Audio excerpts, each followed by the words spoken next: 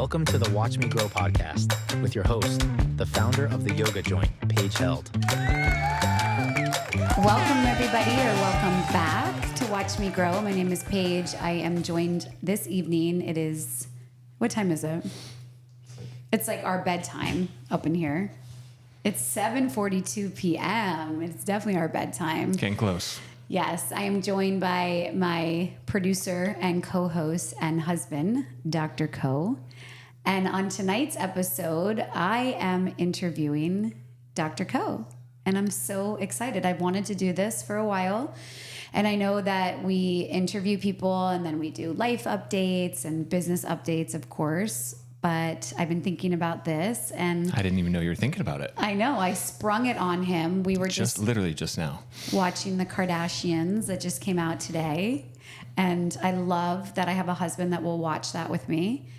And I said, do you want to do a podcast? Because we need one for Monday because we're not interviewing anybody this week. We'll start up again with that next week. And I said, let's do it. And he said, what do you want to talk about? And I said, well, I've been thinking about interviewing you.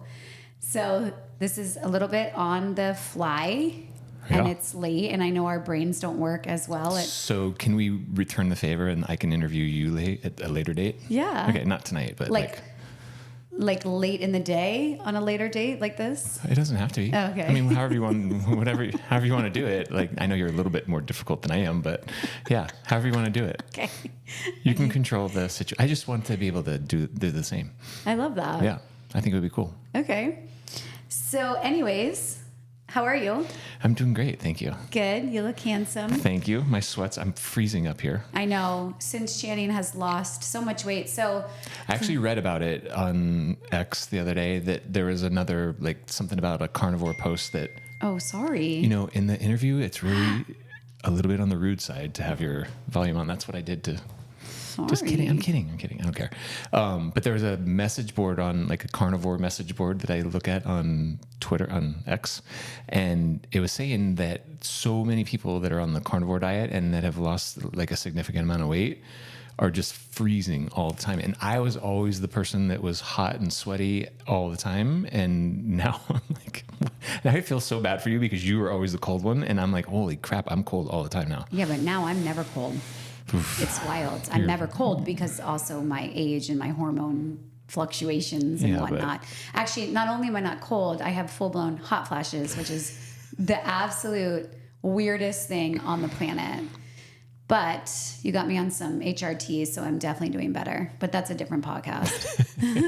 I feel like I say that every time. People are going to be like, okay, girl, just give me your secrets. Yeah, well, they know. Well, they can call you. There's a common thread that goes throughout the podcast about your hormones. So, that's true. Yeah, they can follow the progress. But I think the good part about that, though, is that you went through it with no hormones, and then now you've had a little bit, and now you've had a few more, and... It is interesting to see how you react to it because it hasn't been that long that you've been on the It's been 2 weeks full deal now of the estrogen and progesterone, and I feel like I'm back, baby. I'm back. I love that. You used to tell me I'm dead inside. Literally, she would look at me and I'm just dead. The last inside. couple years, yeah, it's been brutal. It definitely hits people. This is the theme in my life, at least, with my friends and my coworkers. That's an inside Love the joke. coworkers. Coworkers. Oh no, here we go. Oh my God. You look like you're a little uncomfortable there with your deal. The good news is I can always make you laugh, even if you're mad at me. That's hilarious. No. So I have my kimono on because it's late, and I thought we were just winding down, watching Kardashians, hot tubbing, cold plunging, and going to sleep. I know. But our cold plunge and our hot tub are both broken. Well, so the wrong way for both. Yes. The cold is too cold, and the hot is not hot enough. The cold plunge is 38, and I'm just obviously not getting in at 38, but it's reading at 60. But I went in a couple days ago, and I was just like, oh my God, something's wrong. Or I thought maybe something was wrong with me, but then I was like, no. And then Taylor went in, and then we got an external handheld one. Handheld. What is it? A handheld one? I don't know. One what? I'm not saying the word on. Oh, yeah, I'm not saying that word. Do you want me to say it like you say it? Or no. thermometer. That's just rude. I'm clearly trying not to embarrass myself. You guys know how I stutter on words. Blame my parents. They never paid attention to me. Oh my God. I thought this podcast was about me. That's not easy for me. Why don't we do the one about you? No. Goodness. To quote my good friend Keegan Roper, just get over it. You brought up my kimono. So I was just telling the audience that I have a kimono on and that if I have a nip slip, it'll increase the ratings. Don't worry. It is what it is. I don't know. I'm not sure about that. But anyways, so yeah, let's go back to you. Oh boy. Yeah. Yeah. What about me? What do you want to know? I want to know. So we're doing an interview. I'm interviewing you. Yeah. Okay. Starting now. Okay. Where were you born? I was born in Victoria, Texas. It's about an hour south of Houston on the coast of Texas. I only know that because I was told it. I don't really remember. I've seen pictures, but we moved there. My brother and I were both born there. And then we moved here to Fort Lauderdale when I was like 3. Why were your parents in Texas? My mom and dad met in college or like high school, I guess, but then they went to different colleges, but then they got married in Omaha, Nebraska. My dad worked for, I forgot the name of the company, Alcoa, like an aluminum company or something, not as a pilot, just as a regular person. And I guess he worked there for a couple of years. And then we moved to Fort Lauderdale, and my mom's dad, my grandfather, and my dad then opened a business called Graph Jets, which was like a Learjet charter company at the Fort Lauderdale airport, that's where I remember growing up from the time I could walk. I mean, I was probably 3, and we were running out and undoing the, power cables from the Learjets and learning how to drive the tugs. And I learned how to drive stick shift out there and motorcycles. And Mark and I ran around the airport literally almost every day for our childhood. And it was a really cool place to grow up. Brittany was born here in Fort Lauderdale, and we've been here. Who is Brittany? Oh, well, I have a sister also named Brittany. Right. So there's 3. There's 3. I'm the oldest of 3. Yeah. Thank you. That's important. Mom and a dad, and I'm the oldest of 3. Okay. Yeah. And your finger, is that where you got your finger cut off? Yes. So I was like 6 years old, and you were there, right? I was at the hangar with my dad, and there's these huge big doors, and I don't remember this either, but I remember the story. But my dad had gotten us like Burger King or something, and we were eating, and my mom called him, and he went to answer the phone. And they don't have cell phones back then because this was 1975 or whatever, before you were born. And when my mom called, I was, I guess, trying to close the doors and go home because there's huge doors, like airplanes go in there, like huge doors. And I closed it, and evidently I didn't take my finger out, and the end part of my finger got chopped off. And so my dad told me that he had to get the piece of my finger and put it in like the McDonald's or a Burger King box or whatever and take it to the hospital. And then they sewed it back on the best they could. Wow. So it looks a little weird, but the only time I ever notice it, because I'm right-handed, is when I throw football. So it's just like a little sensitive at the end, but otherwise it's... Yeah, thank God, because you're a surgeon. I know. I overcame the odds. Yeah, thank God. Okay, so going back, so you have one brother and one sister, and you're the oldest. My brother Mark is now a police officer in Vail, Colorado. My sister Brittany is a teacher here in Fort Lauderdale, Pinecrest, and with my daughter and my mom and my brother-in-law, they all are at Pinecrest, so they love that. I grew up here. I went to a little tiny private school. My mom was my teacher, starting in like 5th grade, and then I went there, and then to St. Thomas, played football, went to school at the Naval Academy for a couple of years, and then got hurt playing football there. I don't know how fast do you want me to go. I don't know where I'm. Oh my God, it's late and it's time to jump in bed. And now I'm a doctor, and I married you. No.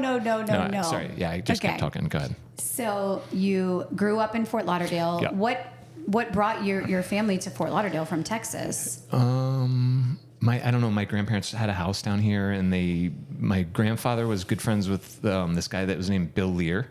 Bill Lear is the guy that owned or developed Lear jets. And so he ended up getting the dealership for like the southeastern United States from Bill Lear. And that was in the late 60s, I believe. And so they moved down here, and then my mom and dad moved down to work, for that. And my dad flew Lear jets for my whole life growing up until I was like 15 or 16. And then he became he moved over to the airline pilots. And then he kind of did his airline gig after that. Okay. So you grew up in Fort Lauderdale. Yeah. You went to middle school and Fort high Lauderdale. school here. Yes. You went to St. Thomas, where 3 out of our 4 children went to school. Yes. And then after high school, you went to the Naval Academy on a football scholarship. Well, I mean, I went there to play football. Everybody that goes to Naval Academy is on a scholarship, so Okay. It's not necessarily but that's how I got in. Yeah, was to play because I played football. So I And was did there. you know then that you wanted to be a doctor? I did not want to be a doctor then. Okay. No, so I was always around airplanes and always loved flying and being a pilot. I got my I soloed on my 16th birthday. And then I got my private pilot's license on my 17th birthday. That's the earliest you can get it.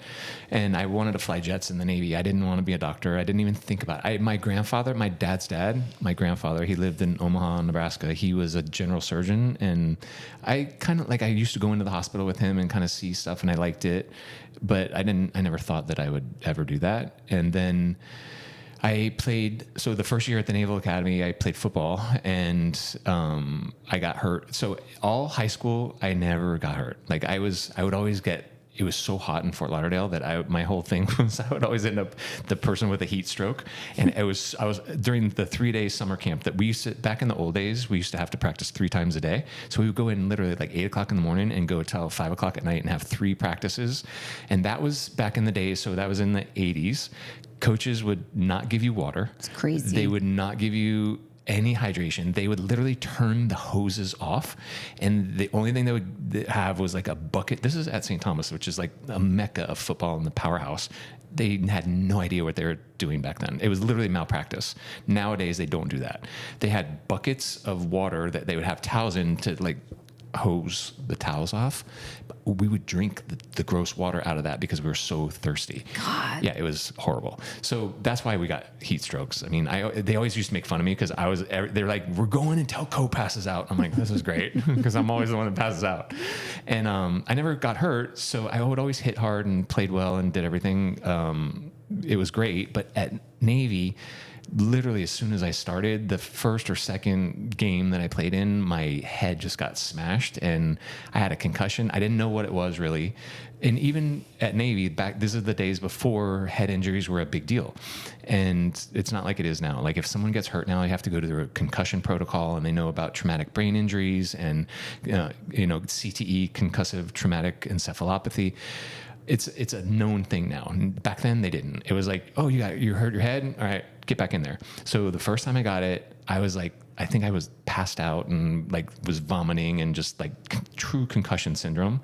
Wow. And I was back in the next day. Mm-mm. And then it went a little while for the next one. And then I got hit again. And then that one I was out for like 2 weeks. They're like, all right, you're out for a little while. So I couldn't practice. I would, weight lift and run and do all the stuff I was supposed to do, but I just couldn't play. And then we were playing, I think it was like a scrimmage game at the very end of when I stopped playing. And we had this one guy on. So at the Naval Academy, I know you don't know this, but at the Naval Academy, it's not the biggest, fastest athletes, but we had one guy who was a defensive lineman, and he was humongous, and he was like an All-American. He was like the biggest, baddest guy on the team.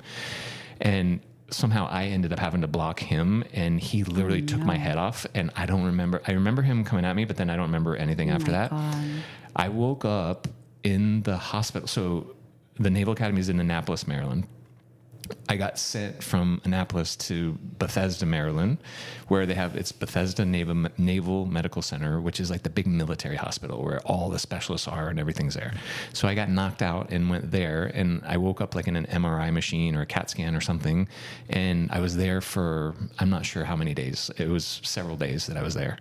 And multiple doctors, multiple MRIs, multiple CAT scans, all that stuff. So I had, I guess back then, the way I remember them saying it, and I guess it's kind of, I'm not sure how it really is true or not, but they had they saw changes on my MRI where you have in your brain gray matter and white matter. And I couldn't remember now if they said the white matter turned gray or the gray matter turned white or whatever, but they noticed whatever these hallmark signs on the brain scan. And they're like, listen, now that we've seen this, you're not going to be able to fly airplanes in the Navy anymore. You're not going to be able to play football anymore. They didn't kick me out of the school, but I could still go. But at that point I was like, oof.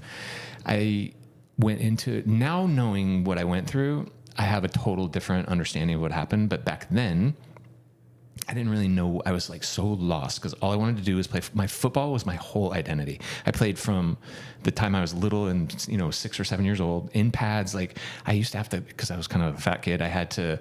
It was so bad. They used to put garbage bags on me to sweat, and they would stick me in my grandfather's sauna at the airport to cut weight, because at Little Yankee to play football in my age group you had to weigh, I don't know what it was, 95 pounds. And I was always 96 or 97. And when I would cut, Maybe I would 100. get under. Well, and then it got, so I remember they had an A, a B, and a C division. I was in the C division, was the little kids. I played that, but I never could make weight. So I don't think I ever played one game, because every single game I was too heavy to play by a pound or 2 pounds. So then as a C division kid, they put me on the B division team because I can make the B division weight. And I did fine in B division. And then I kind of just got away from that and played like flag football and stuff, because I was always an athlete, but I was just fat. Mm-hmm. And now it's funny because my mom was like, I didn't know back then that sugar and Coke and McDonald's and carbs and all that stuff was bad for you. Course. But I'm sure some people knew, but my mom didn't know. Well, and people still don't know when it's 2025. Right. And her, like we've said this about her before, is that her love language was always having food and having, so our house was always the one where every single kid in the neighborhood basically lived at our house for food and love from Grandma Susie or Aunt Susie or whatever they called her. And Grandma Susie's Grandma cookies. Susie, yeah, and she still does that. Well, they didn't call her that. No, back then in high school somehow she got the nickname like Mama from Susie, Mama Co. They Mama called her, Co. yeah. And all my my buddies from football, they all loved her. And every single time we had a football game, she had hundreds of dollars from Publix of subs and food and everything. Like the whole football team was at our house. A caretaker. We lived in kind of a nice neighborhood in Fort Lauderdale, and all 30 kids would come to the house, and all these guys would park their cars on the front lawn and park, and we're like, we can't do that around here. But they were all, my mom was making sandwiches and food and brownies and cupcakes and whatever, everything. But we were always there before the game.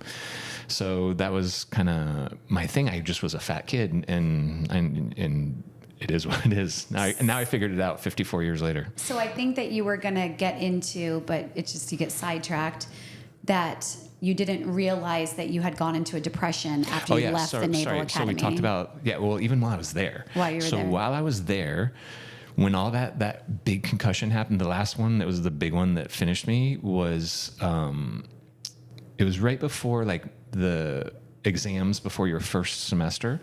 And I was a naval architecture major. And so it's heavy in science and heavy in math. And I forget what the exact classes were, but whatever the class was for my major, the guy's he's like, what happened to you? Because I got a 8 out of 100. I failed it so miserably. And I said, I'm at home now, for Christmas when they go through all the grades. And he called, and I said, I don't even remember taking the test. He's like, well, you took it. I'm like, did I take my other ones? I don't remember taking any of them. Wow. But yeah, it was the memory of it is completely, actually most of my memory from that first year was pretty much shot. And weirdly enough, in the 3 other classes that I didn't really like that much, I got straight A's on all my tests. Weird. With a head injury. Yeah, but the one thing I liked, I did terrible on. Weird. I know, it was all concussion brain. But I think then, in the spring semester, I went back and I was really, really depressed. And that was, I had never been like that before. And this was before the days that you talked to your parents. Yeah, no one talked about mental health. Well, I'll tell you, being at the Naval Academy was a really, first of all, I loved it. It was one of the coolest experiences I've ever done. And still to this day, it's the one thing that I really think I made a mistake by leaving, because I really feel like I should have stayed. So having said that, though, I really wanted to fly, and I did not want to get stuck out on a boat. I went on so after your first year, you do what they call like a plebe summer cruise, or not plebe summer, but a third year cruise. You go and you're in the like regular Navy. You go out and you're like an enlisted guy on a boat.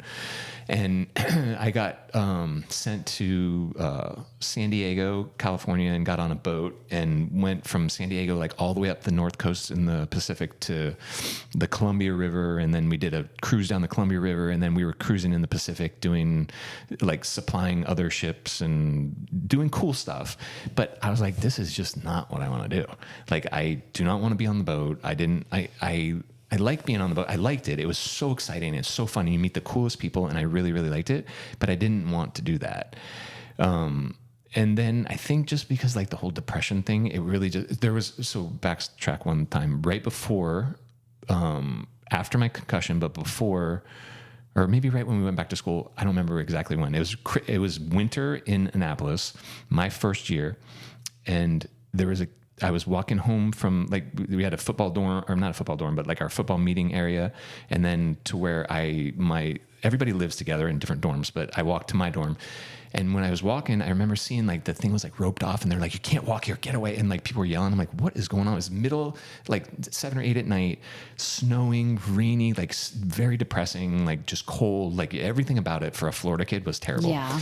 And then on top of that, what they were telling us to walk around was that there was a kid that was in our class. He was they call him plebes, but for a freshman, he had committed suicide and jumped off of the building. His dad was like an admiral in the Navy, and I did not know him, but I knew of him, and evidently from like secondhand or whatever, it's like he was kind of pressured to go there and do stuff, and he didn't like it. And it's a hard thing. Like, you're like, for a year, you're basically just told you're a terrible person, and they break you down so that they can build you up the way they want you to be built up. That's how it was back then. Like, there was hazing, and there was physical things and things that happen to people that they don't do, as much anymore. But it was a hard time. And this kid, it went too far for him, and he committed suicide. And it sent like a chill through everybody there. And that was another big factor for me. I was like, I don't know. I don't think I want to do this anymore. It was tough. And then I did the summer and did my cruise and did the classes and stuff during the summer. I went back and started my second year there. And sometime in that beginning, I was just like, I just don't want to do this anymore. But now looking back on it, it was completely 100% the depression and the head injury doing that, because the things that I wanted to get away from were the things that I liked. And I liked doing it. I liked feeling challenged. I loved dealing with the people. I liked being a leader. Like, I was our like platoon. I was like the leader of our, even it was like your pledge class or plebe class. I was like the guy in our squad. So I transferred to Florida State. And when I got there, I was like the president of my pledge class. But it was those things, like, I liked doing that, but I somehow just wanted to get away from it. And now, knowing what I know, I 100% believe it was because of all the head stuff that happened. And I wish I would have known that then. And I wish people back then would have known and been more aware, because now they're hyper aware of it. Yeah. So I think that might've been different, but always, like, I can't second guess it. I've had a great life. I've done a lot of good things. So it's a just different path, but it's one of the big things I think about sometimes. I know you've said to me that you feel like you may have concussive parts of it. I definitely think I still have lingering effects from it. Yeah, for sure. I think it affects me at different times and maybe situations, but I don't know if it's a daily thing, but it's definitely has presented in my life a few times. I think when I get really, really stressed, I think it comes out more, like when I go through stuff with the kids and it's tough, like we're going through now. And when I got, I was married once before. I don't know if you know that, but I was married once before.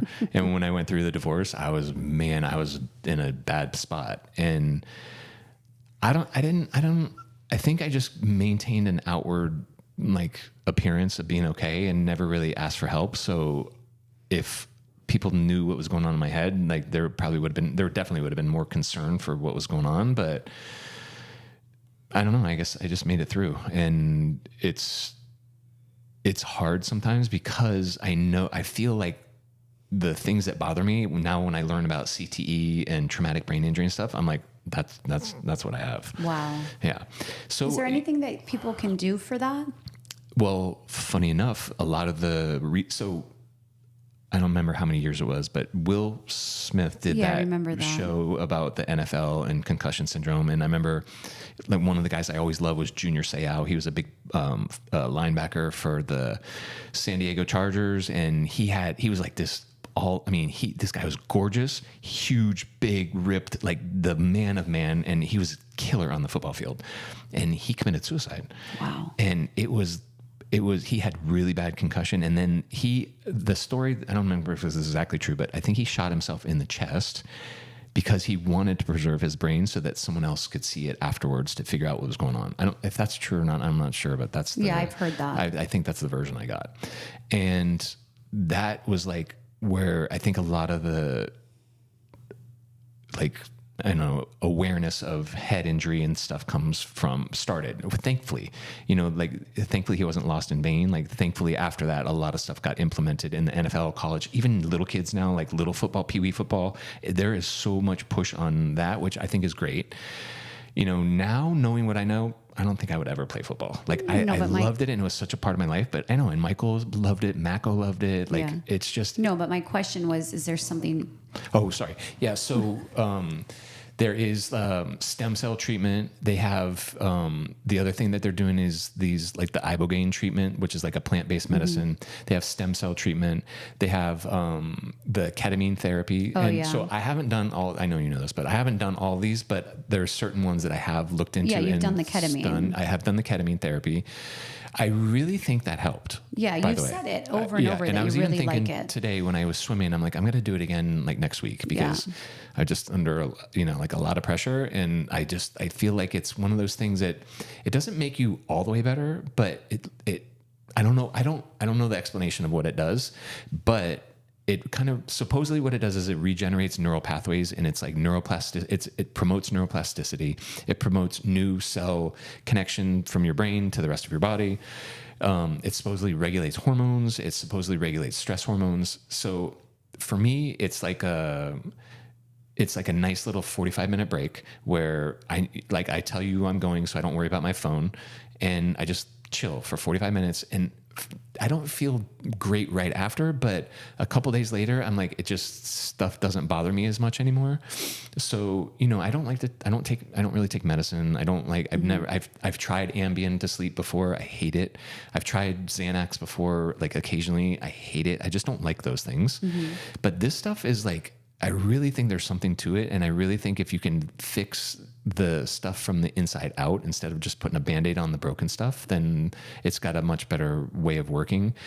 I do see, progress with me and dealing with all the things that I'm presented with after doing, I think I've probably done 6 or 7 treatments now. And, I know I want to do this ibogaine treatment, which I haven't done yet. But again, in the pool today, I was thinking, I'm just going to do it. It's still not legal in the United States. It's not recognized by the FDA. They're doing tons of studies about it. There's the place that I'm familiar with, and we have a friend that works there, this guy, Dr. Martin Polanco, and he is just a godsend for these military guys who have, traumatic brain injuries from being in the field and, guns and rockets and all this stuff. They're having tremendous results. And so I want to get with him and do that. I just haven't done it yet, but we've been going through a lot. I'm trying to keep it all together and then still go do that. But that's on my list of things to do. So, okay. Yeah. Okay. So going back to your timeline. So after you left the Naval Academy, you went to Florida State and then you graduated from FSU. From Florida State, and then I graduated with. Did you know by then you were going to be a doctor? So I mean, kind of. So I started dating a girl in college, and then it turned out we got married right after, literally like a week after I graduated. Her dad was a heart surgeon, and I just loved him. He's one of the best. He is the sweetest. Yeah, he's one man. of the best guys I've ever met. He's such a good dude, and he was like he turned into like my role model, like my dad, my kind of mentor, like a father figure. Just a sweetheart, and his oldest son had just tried to go to medical school and ended up a year ahead of me in medical school. And so then I kind of started thinking about, I went in and watched him do heart surgery. I sat with where the anesthesiologist is, like at the head, and I watched him like cut someone's chest and like open up the chest. And I saw the guy's heart beating. I was like, holy shit, that is fucking cool. And I was just in right after that. I was so impressed. I went and did rounds with him. He like taught me how to do sutures and like all kinds of cool stuff. So what was your major? I was a biology major, and I had a minor in chemistry and statistics and physics. Okay. I was very nerdy. Yeah, I like the nerdy stuff. I love that about you. So then I kind of like at the last minute decided I wanted to go to medical school, and I did it. I worked for about 8 months in the hospital, and then ended up going to medical school. And how'd you know you wanted to be a gynecologist? That is so interesting because I didn't know at all. In medical, I feel actually, like you need to. Babe, it's right here. I know. Okay, I know it's right there. Sorry. That's okay. So in a week before I started medical school, Kella was born. So I got married. You have to tell the audience this. I am. I mean, it's just because. So I was married. Yes. I was married, and so you got married a week after you graduated college. 1 week after I graduated, and then 1 week later I got married, and then 8 months later or 9 months later, or whatever, Kella was born. So you didn't know that she was pregnant. No, you didn't get married because she was pregnant. No. I mean, she might have been when we got married, but I don't think so. I think it was right, like maybe that day or right. Who knows? Right after she was born 9 months after we were married. And how old were you? 23. So you were 23 when you had your first. I was 22 when I got married in December, and then I turned 23 in April. 22 when I got married, and then 23 I turned in April, and then Kella was born in August. So I was 23 in 4 months. Okay, so you're a 23-year-old. You're married. You have a baby. Yeah. A newborn. And I'm starting medical school. And you're starting medical school. Yep. And your wife at the time was starting law school. Yeah. So she did law school. I did medical school. And we had another kid, Mako. So 15 months, I guess, later. So a year and a half later, we had Mako. And then we moved from Miami to New Jersey. And that's where I finished my last 2 years at Rutgers and up at UMDNJ. Okay. And did 2 years there. My whole time, every single minute of in anatomy class from the very first day, every single class that I did, I was always concentrating. All I wanted to do was orthopedic surgery, and I loved it. I had a woodworking shop in my garage, and I loved building things and working with wood and tools and drills and hammers and lathes and all the tools. And I always thought I wanted to do orthopedic surgery because every time I was hurt in football, I was always hanging out with the orthopedic surgeons, and I loved it. I loved football, even though I wasn't playing anymore. Back then, I still loved it, and I was obsessed with it. So I wanted to do orthopedic surgery, and I was concentrating on that the whole time through school. They have this thing at the last part of your last year in medical school. They have this thing called the match, where you go and you pick which residency you want to do, and you tell all the hospitals which one, and they tell all the people, and everybody ranks everybody, and then you match with these certain programs or people. And just before that, I still hadn't done, when I started medical school, I knew for sure that the two things that I did not want to do were psychiatry, because I just like, God, this is terrible dealing with crazy people. And then I didn't want to do OB-GYN because I'd seen 2 kids born, both of my own kids. And I'm like, I do not want to do that. Wow. So for 3 years, I was like, those are the 2 things that I don't want to do. And then it turns out when you're actually are in OB-GYN, it's kind of like OB-GYN and psychiatry at the same time, because it's all like one big mumbled mess. So I had to do a rotation. So you're supposed to do all these, they call them like core rotations. So you have to do OB-GYN, surgery, medicine, pediatrics, and psychiatry. I blew my OB-GYN off for as long as I possibly could, because I was doing like an ortho sub internship and ortho specialty, everything ortho that I could do. My what do they call it? The counselor said, you have to do this or else you're not going to be able to do the match. So I'm like, okay, whatever, I'll go do the OB. So I signed up to do the OB rotation. It was at St. Joe's in New Jersey, and I loved it. And the first day I was working with one of the guys, and he was like the 3rd year resident. So he was 3 years ahead of me, and he like knew everything. He was so good. He like the patients loved him. The nurses loved him. He owned the hospital. He was like he was so good. Like he was like my hero. I was like, this guy is the bomb. And we got along well. And after the first day I came home and I'm like, holy shit, I got to deliver a baby the very first day. And so this was in medical school, not as a doctor. So I'm a med student and I walk into the rotation and this guy, I still remember the guy, he's Dr. Montemiro. He's this cool attending and he comes in, he's like, hey, come, you want to deliver a baby? I'm like, sure. I'm like, I didn't really want to, but I'll do it. So I walk into this room and he goes, go ahead, put your gloves on. So he put my gloves on and it's this like little Mexican lady. She was like 4'8", tiny, and her belly was pretty big. So the head's literally coming out. So he's like, put your gloves on. He didn't put his gloves on. He was just standing there and I put my head and he's like, okay, he's telling me what to do. So I'm doing it.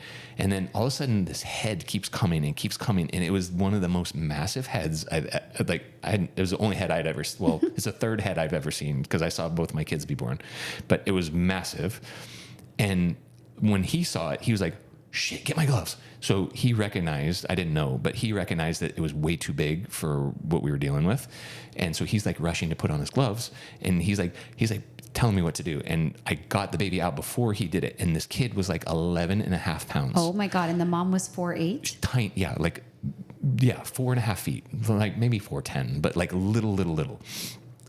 And I was like, holy shit. I'm like holding this kid in my arm and it's huge. It's a 11-pound baby. Oh my God. And I think now knowing what I know as like an attending doctor and doing that, I don't like, if I ever saw that, I would have shit myself because those ones that get stuck and have a problem and end up terrible. And she was fine. She just popped it out and did fine. And then the next day I got to do my first, with another doctor, a laparoscopic surgery where we put the cameras and the things on the inside. And I was like, holy shit, this is even better than the ortho surgery, like doing somebody's knee replacement. And then being there for whatever it was, 6 or 8 weeks, getting to like see the patients and how they react to the doctors and how the nurses are and everything. I loved everything about it. Meanwhile, all my friends are all the ortho guys, but they're like, what are you doing? Well, and I'm like, I think I'm going to actually try to match for OB. And so I did, and I got my first pick, and I stayed there at the hospital where I learned, and I loved it. It was a cool experience. It was a ton of work. I mean, it was like 100 and 110 hour work weeks, making no money, barely sleeping. Jeez. It was an inner city hospital in Paterson, New Jersey, which is just on the other side of the river from Manhattan. And it's like the hood, like gunshots and gangs, and I learned to eat Arabic food, and I learned to speak Spanish, and I learned a little bit of Arabic, and like just you're in this melting pot of people. And it was literally some of the coolest stuff I ever remember. And I remember seeing everything. It's like you see gunshots, you see traumas, you see, people that come in, the baby's almost dead or is dead. Like just anything you can see, weird shit, I saw it there.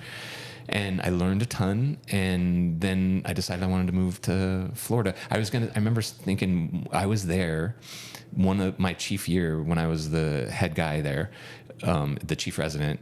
That was during 9/11, so that was in 2001. And I remember because I'll never forget, I was on call the night before, so September 10th, I was on call. And usually as the head guy, you're able to like sleep and let the younger people do the stuff. But for whatever reason that night, it was really busy and I had to be up most of the night working and doing stuff. And I remember like we turn over at 8 o'clock or whatever, and the first year resident, I turned everything over to the next guy that came in, and I told the first year resident, I remember saying, I'm like, I'm going to the bedroom, I'm going to my bed, do not call me for anything unless it's a fucking huge emergency. It was like 8 o'clock. So it's like 8:17. He's like, hey, you gotta come see this. And this is when 9/11 happened.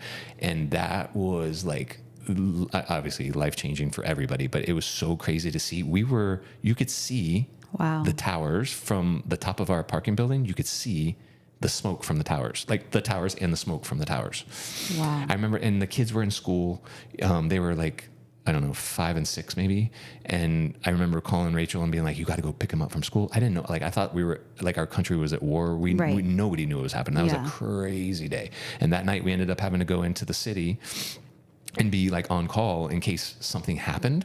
Nothing happened. Like it was just like a waste. They sent us home. I think there was like 4 fire people came in with like smoke inhalation to where we were. So it was just obviously crazy time for everybody. But that was my chief year. And then I moved to Florida and started my practice and been here ever since. So how did you and Rachel manage being in law school and in med school and have 2 little kids? You had to have help. Yeah, it was crazy. We had a nanny that was from Cuba, and we got her when we were living in Miami, but then we took her with us to New Jersey, and then we got. When did you live in Miami? So I took a year off between my second year and third year of medical school, and I almost became a golf pro. I don't know if I ever told you that. You did. I did. So I was really thinking about dropping out of medical school because I started working at a golf club of Miami, which is like some public course in Miami, and I was good. Like you were really good. So I was good, but I wasn't like to play PGA Tour good. I was good enough to be like a teaching pro, like a that kind of guy. And I really thought about doing it. There's like a whole program that you go through. They call like the apprentice program. And I had people that it's basically like if you can talk to someone and be, like carry on conversations and know people's names, it's like you can get a good job and you have a good personality and you're personable. That's what golf pros are. They're not, some of them are really good golfers, but some of them are terrible, and a lot of them are just kind of in between. So they're not making the money on the tour, they're making money teaching people, and it's more of a schmoozing kind of deal. So I thought I could do that, and I really thought I wanted to do that. I played golf. I was obsessed with golf. I played every single time where I wasn't doing something, I was playing golf. And I got good, but never that. I mean, I played in like the US Amateur and like the Pub Links Amateur and like tournaments, but I never did great. I did okay, but not great. So I gave up on my golf career and then finished medical school, which I'm so happy that I did now. Looking back on it, it was tough. But we had a nanny there. We had a different nanny in New Jersey, but we always had someone that was there because we have to. Like I believe it or not, except for the nights where I couldn't come home because I was there on call, I was there. Even though my kids don't remember it, which just I don't understand, I made it a point to be the one that gave them a bath every single night and put them to bed. So I was always one putting them, no matter what I was doing, I would come home from the hospital. And you're 24, 25, 26 years old when you're doing this. Probably at that time, probably 28 or 29. Yeah. So, cause I'm in residency now. So I graduated at 28 and then 29 or 30. So I'm driving home just to put them to bed and read them a story and do, stuff with I had a flashlight that shone through a book and made finger puppets on the night. All this, like I was really loved being with them always. And Rachel was working a ton. Like we saw each other still, but not a lot. Like we definitely grew apart. We ended up separating at the end of my 4th year. Like before I moved to Florida, we broke up and we were going to get divorced, but we ended up not getting divorced. But she moved to Florida, to Fort Lauderdale too, got a job here as an attorney here and moved out to like to Davie. And I moved home and we lived here for about a year and then got back together for a little bit. And then that lasted a couple of years. And then we ended up getting divorced in like 2007 or something like that. Yeah. So on that note, this is going to have to be a part 2, which I love. I was hoping this would happen. Yeah. So, because it's been about an hour. Okay. And already? Yeah. Oh. It's 8:24. Oh. I know. Time flies when you're having fun. So I absolutely love this. I could sit and interview you all day. And I really feel like I know so much about you over these past 2 decades that we've been together, almost 2 decades. And there were some things that you said that I was like, oh my God, I didn't know that. I'm going to have to go back and listen because I always go back and listen anyways. But there were a few things that I thought, man, I have to ask him about that. That's so cool. Yeah. That's funny.